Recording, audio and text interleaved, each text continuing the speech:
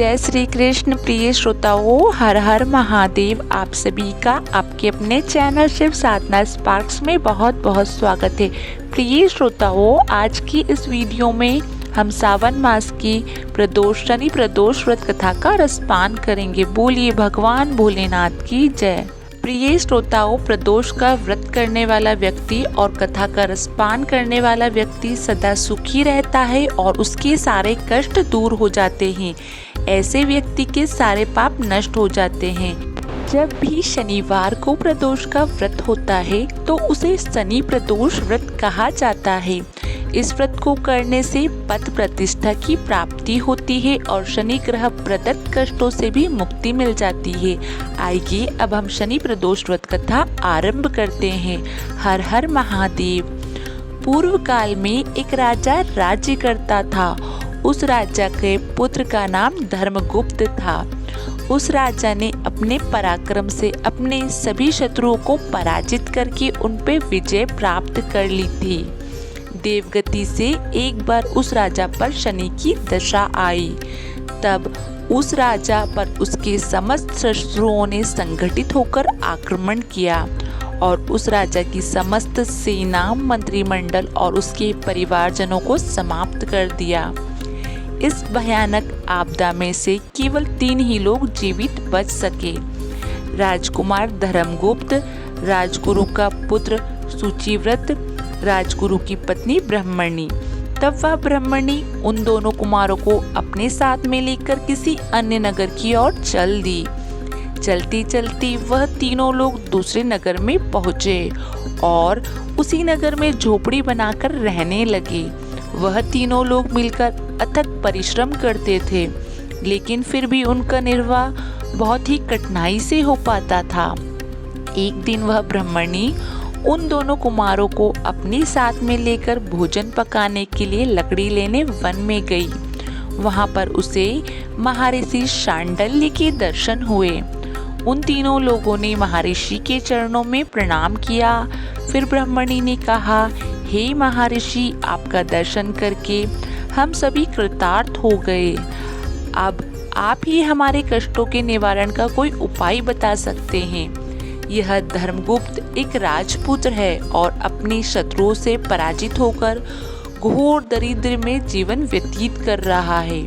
हम सभी अत्यंत कष्टों में पड़े हुए हैं, अतः आप ही हमारा उद्धार का कोई उपाय बताइए। तब महर्षि शांडिल्य ने कहा, हे देवी, तुम सभी के ऊपर शनिदेव का प्रकोप है, अतः तुम सभी लोग शनि प्रदोष का व्रत किया करो और भगवान शिव तथा पीपल का वृक्ष का पूजन किया करो। इससे तुम्हारा कल्याण होगा। यह सुनकर उन तीनों ने महर्षि को श्रद्धा पूर्वक प्रणाम किया और लकड़ी लेकर अपनी कुटी पर वापस आ गए।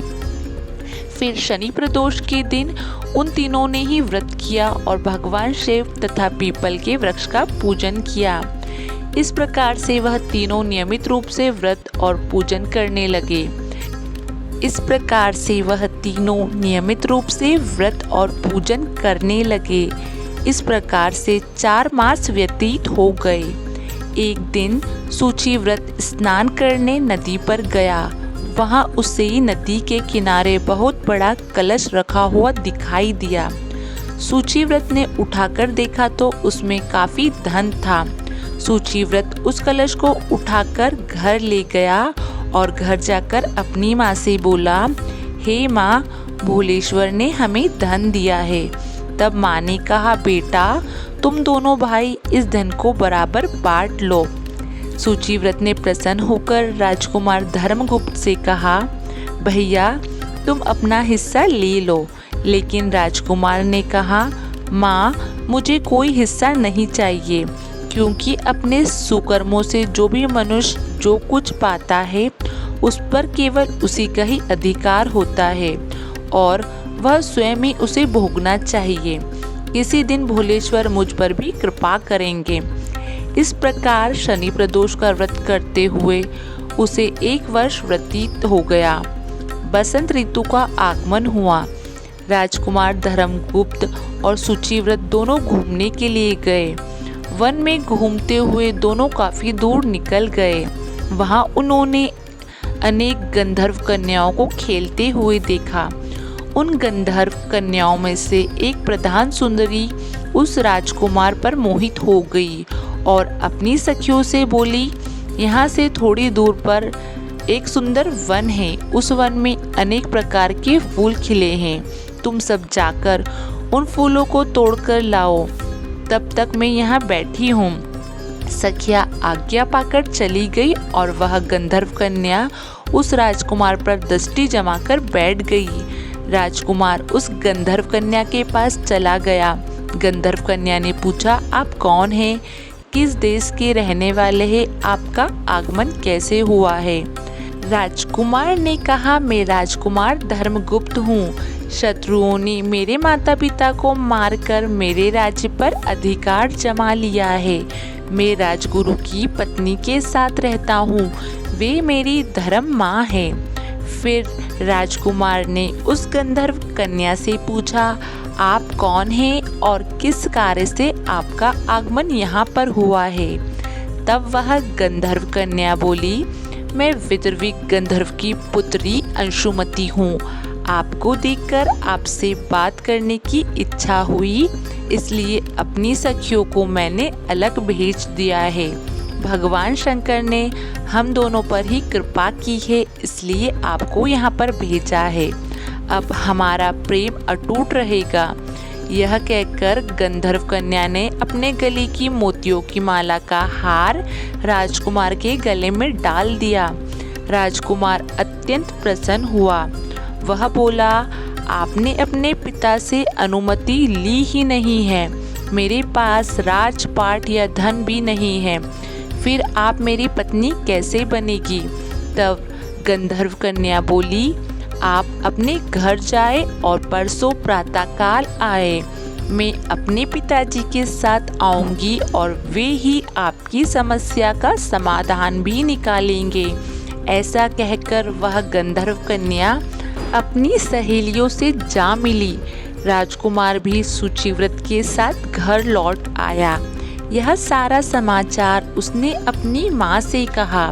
फिर तीसरे दिन राजकुमार धर्मगुप्त उसी वन में सूचिव्रत के साथ गया। वह स्वयं गंधर्वराज विद्रविक के अपनी कन्या के साथ उपस्थित थे। गंधर्वराज ने दोनों कुमारों को अभिवादन किया। फिर उसने राजकुमार से कहा, मैं परसों कैलाश पर गौरीशंकर के दर्शन के लिए गया था। वहाँ शंकर जी ने मुझसे कहा, गंधर्वराज, पृथ्वी पर धर्मगुप्त नामक राजकुमार है। उसके शत्रुओं ने उसके परिवारजनों को मार दिया है। वह राजकुमार शनि प्रदोष का व्रत करता है और सदा मेरी सेवा करता है। तुम उसकी मदद करके उसके शत्रुओं से उसका राज्य दिलवाओ। शंकर जी की आज्ञा पाकर मैंने अपने घर चला आया। घर पर मेरी पुत्री अंशुमति ने तुम्हारे विषय में बताया। भगवान शंकर की आज्ञा व अंशुमति के मन की बात जानकर मैं यहाँ आया हूँ। मैं अपनी पुत्री आपको सौंपता हूँ। आपके शत्रुओं को परास्त करके आपका राज भी मैं आपको दिला दूंगा। यह कहकर गंधर्वराज ने अपनी कन्या का विवाह राजकुमार के साथ कर दिया। अंशुमति की सहेली का विवाह सूचिव्रत के साथ में कर दिया। राजकुमार की मदद के लिए अपनी चतुर्गणी सेना भी भेज दी। राजकुमार ने गंधर्वराज की चतुर्गणी सेना की मदद से अपने शत्रुओं को परास्त करके अपने राज्य पर अधिकार पा लिया।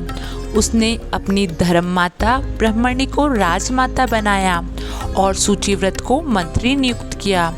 इस प्रकार शनि प्रदोष व्रत के प्रभाव से राजकुमार धर्मगुप्त को अपना राज्य वापस मिल गया और वह अनेक सुखों को भोगकर अंत में शिवलोक को प्राप्त हुआ।